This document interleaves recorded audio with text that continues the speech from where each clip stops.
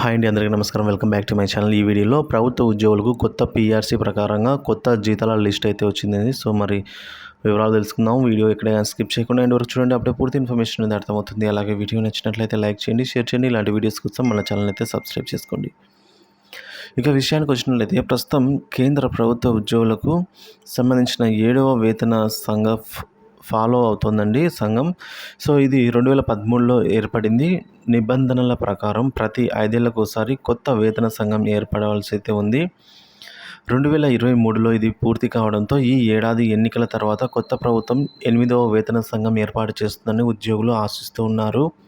కొత్త వేతన సంఘం అమల్లోకి వస్తే ఉద్యోగుల జీతభత్యాలు కూడా పెరుగుతాయి. ఆ వివరాలు ఎంత పెరుగుతాయనేది ఇప్పుడు తెలుసుకుందాము.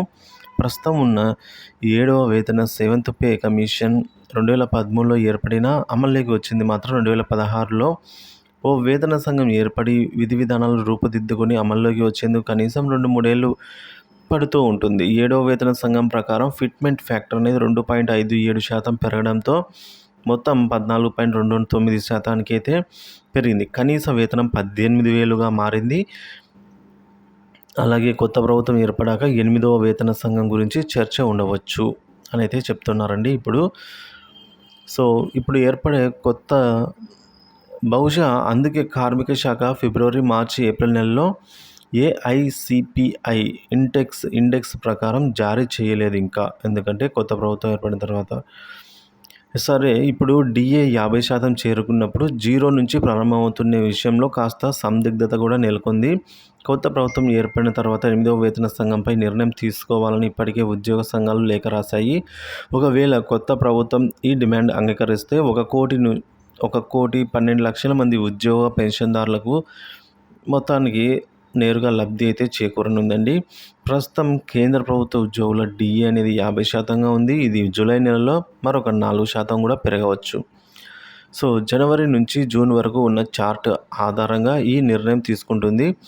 లోక్సభ ఎన్నికల ఫలితాల తర్వాత కొత్త ప్రభుత్వం ముందుకు అయితే 8వ వేతన సంఘం చర్చ కూడా రానుంది. ఒకవేళ 8వ వేతన సంఘం అమలైతే ఉద్యోగుల జీతభత్యాలు ఎంతవరకు పెరుగుతున్నాయన్న విషయానికి వచ్చినట్లయితే ప్రతి 10 ఏళ్లకు కొత్త వేతన సంఘం ఏర్పడాలి.